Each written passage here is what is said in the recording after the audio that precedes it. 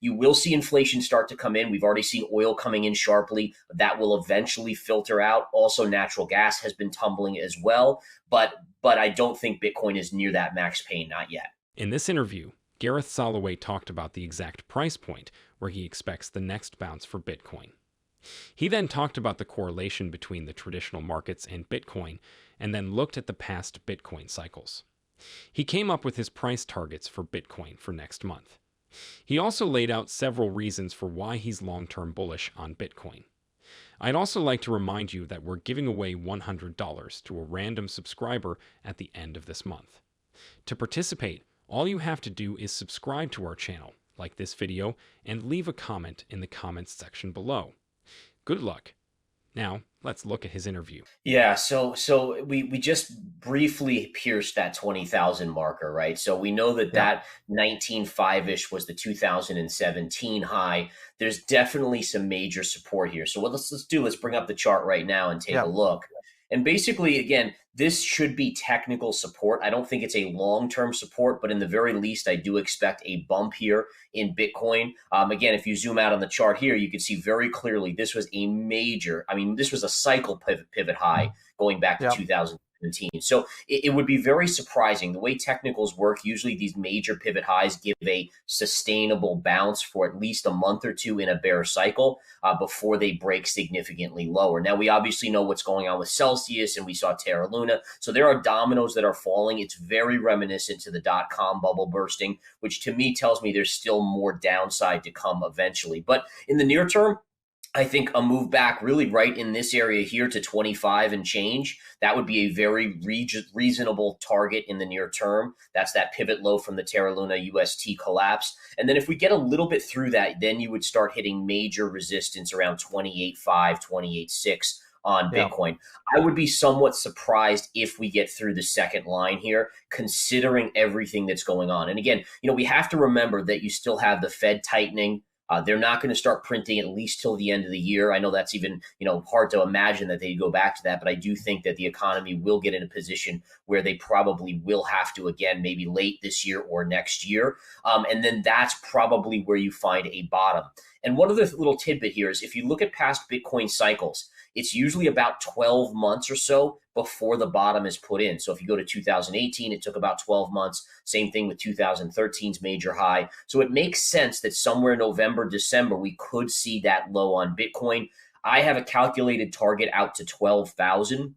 12,000 would be right in that ballpark of 80 to 85% correction, which is the normal correction Bitcoin sees in a bear market. And then there's also something called a measured move here, where if you look at this big down move, right? So if you take the 69,000 high and you take it to this low, which is basically a straight shot, we have a few bounces along the way. And then you had this longer period of consolidation right in here, right? These parallel lines. If you take the high of that consolidation and stretch a measured move down, that's comes out to be right at 12,000. So there's something in technical analysis where we call it a measured move, where you have a major move with an in-between kind of resting period, and then that same distance occurs again. That gives us that 12,000 target. Now, could Bitcoin go below there? Sure, it could. Anything can happen. But for me, that's kind of where I will start to say, okay, we may have a major bottom in place here. And I'll certainly be starting to accumulate once we're significantly below 20,000.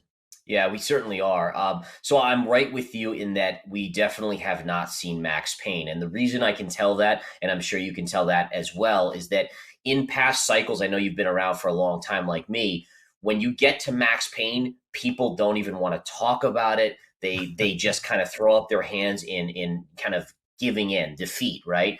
And you still see, when we get at this 20,000 level, people are still like, oh, I'm going to buy more. It's going to go back to all-time highs in no time at all. That mentality shows you a lot.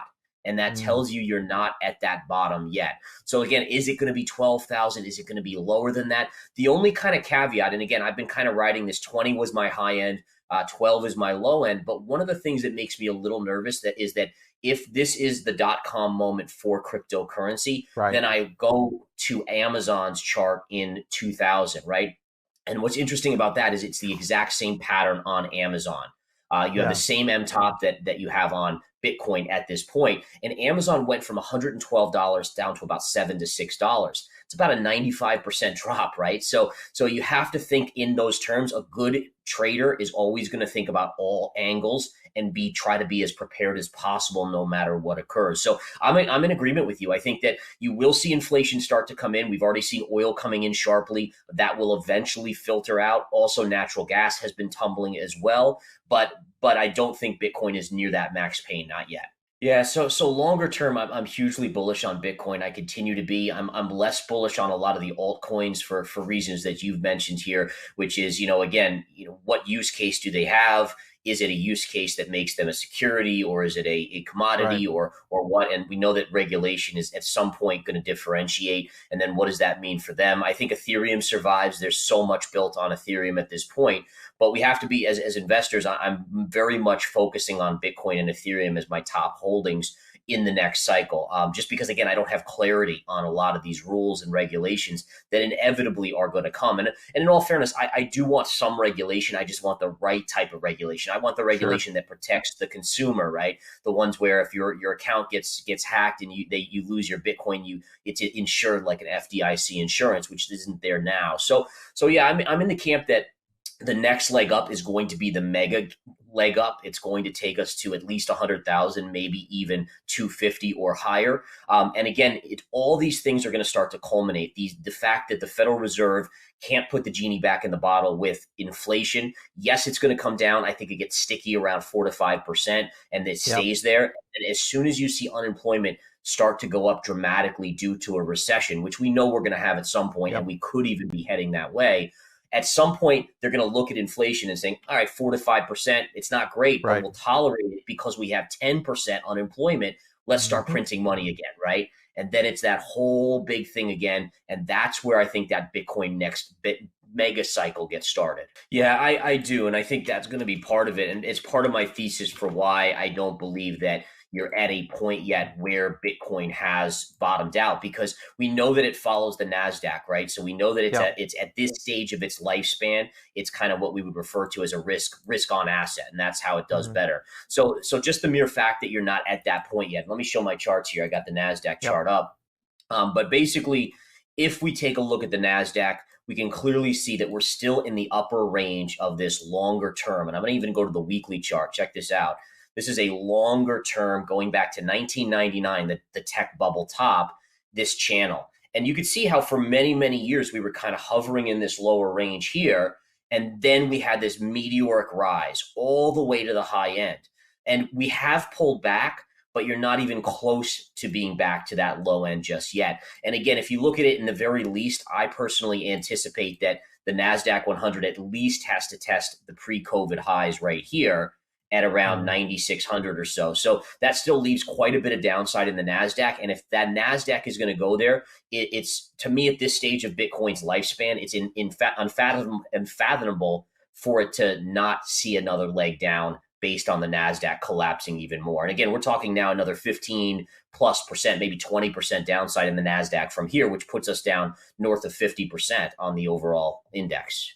Yeah, I actually agree with you. I think that makes a lot of sense that tech has been improving year after year. But the Yep. question I think we have to ask is how much of that? So if you look at the chart, right, from 99 to 2000, we were here. And then here was your 2007 or 2009 lows. And then we kind of got on this slow check. Now, remember what happened in 2009. Yep. The Fed began the quantitative easing, right? It was Yep. QE1, QE2, QE2 and a half, and all the way up. So the question that has to be asked is, what's the real value of the overall market when there's no Fed backstopping, no Fed stimulus? And you Yeah. have to think that in the very least, yes, we probably would be higher than we were back then, but I Exactly. can't imagine that it's not lower than we currently are, considering you are sucking, or you seeing the Fed suck out all this liquidity from the market. So I think that's the question is, do we get a recession, and how deep of a recession it is? How much of an earnings recession do we get? All these kind of questions have to make you wonder where the fair value, the true fair value